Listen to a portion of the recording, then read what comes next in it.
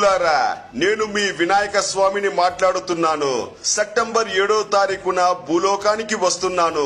అందరూ నా కోసం మీరు చెయ్యవలసినది ఇదే.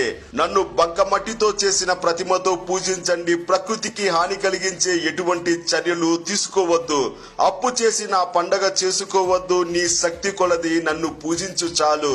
ఆ రోజున లేని వాళ్లకు, నోరు లేని మూగజీవాలకు పట్టినంత అన్నం పెట్టండి. అలాగే నా పండుగను అవ్వాతాతలతో, తల్లిదండ్రులతో, అన్నదమ్ములతో, అక్క చెల్లులతో, కుటుంబ సభ్యులతో, బంధుమిత్రులతో, తోటి వాళ్లతో కలిసి అరచెయ్యంత ప్రతిమ పెట్టి గంజి పెట్టినా నేను పరమానందంతో ఆ ఇంట కొలువు తీరుతాను. అలా కాకుండా అమ్మా నాన్నను, అన్నదమ్ములను, అక్క చెల్లులను, కుటుంబ సభ్యులను దూరం చేసి నన్ను దగ్గర చేసుకుని బంగారు విగ్రహం పెట్టి పరమాన్నం పెట్టినా నేను ఆ ఇంట కొలువు తీరను. ఆ పూజను స్వీకరించనని గుర్తించు మానవా.